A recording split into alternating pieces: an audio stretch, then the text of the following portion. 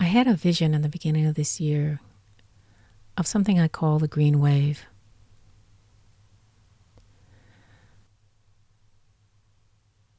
At the beginning of every year, I do have an insight or an intuition as far as what the new year will bring. And this year, it was something I call the green wave.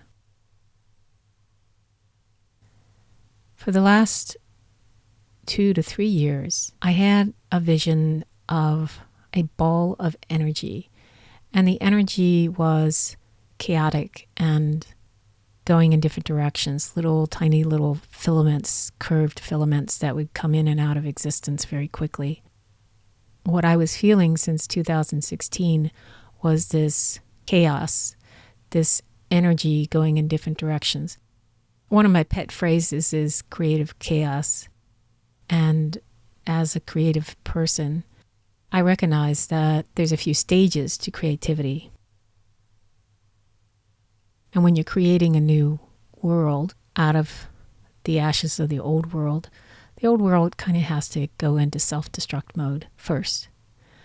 And when it does, it gets into this creative chaos period.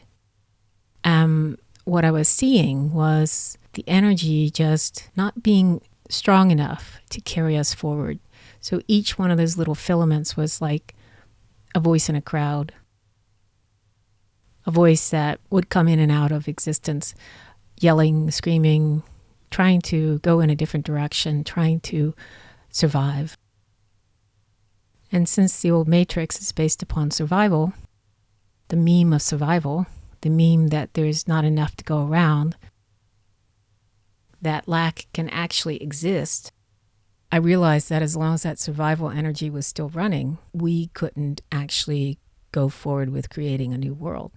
That the old world had to have its time of completely running out its theme, going to the extreme, not having enough, everyone having to face their fears.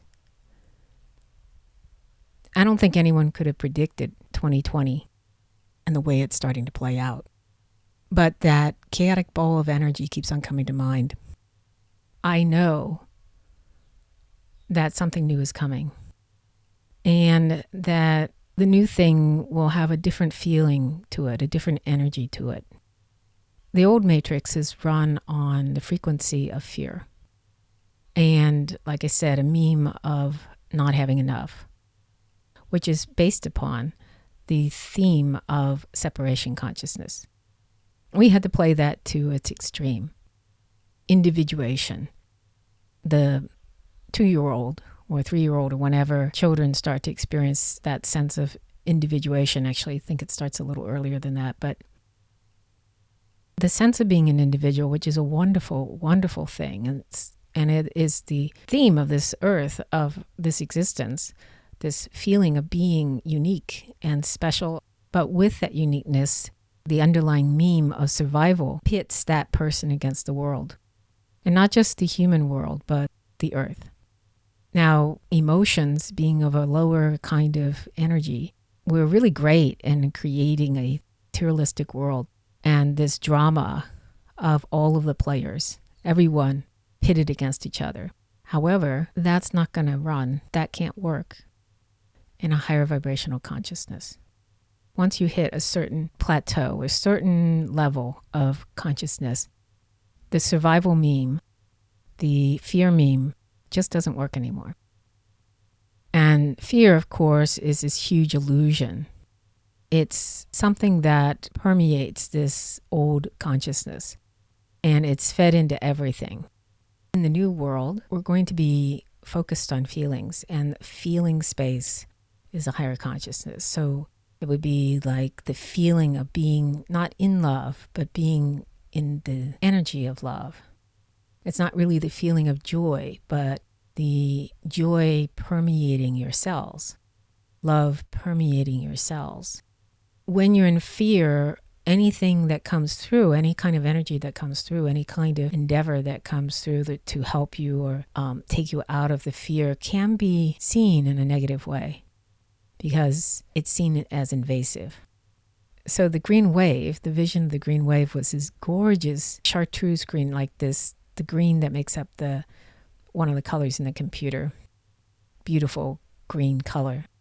What I saw was a schematic of a wave, like an undulating wave, maybe 2 or 3 undulations, like a magic carpet extending out into space.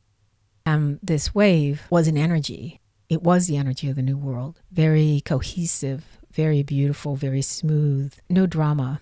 And when I would wake up in the morning, I usually spend about, a few minutes to hours actually being in that space between awake and asleep, when I can actually achieve it's called the hypnagogic state. And if you can master that state, you can achieve great things. What I would do in that space, I would see this wave and mentally put myself on it. So mentally choose it. Because what I would see at the same time, opposing it, well, not opposing it, but on the other side of my vision, was the chaotic ball of energy. And so I would choose this green wave every day. Now for the last couple months, I think it's been, I'm choosing love. And what I do is I take every thought that belongs to the chaotic ball and just saying I love you to it. Whatever thought it is, a thought of loss, lack, money problems, people saying this or that, or reactions that people have, and my own reactions and my own evaluation of where I am. Whatever is going into that mix, whatever's coming up for not review so much, but for being noticed. All of these emotions that you've had, everything, if you'll notice the last couple years, a lot of the themes that we've had, the major themes that we've had in our lives, got a chance to play again, got a chance to come by our vision again. And we got a chance to, maybe multiple chances with each issue, to see it a different way or to address it in a different way. And instead of running away from it, this quarantine condition has made us face all of those things.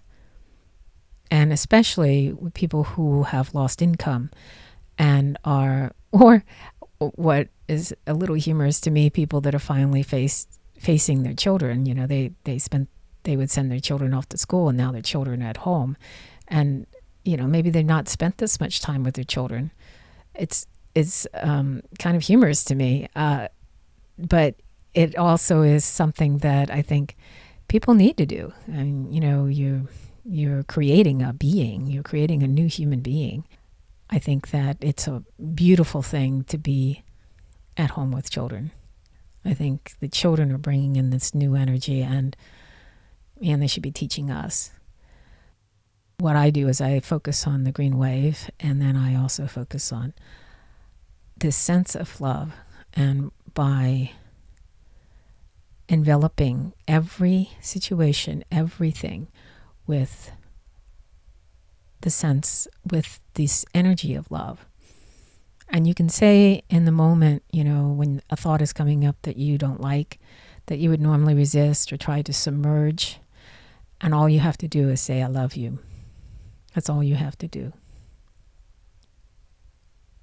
One of the things I've been doing in the last few, I don't know, it's hard to tell how long this has been going on, but in that hypnagogic state before I'm awake, fully awake, and in my beta wave, brainwave pattern, I find myself just being love, just radiating it and seeing all the places that it can go.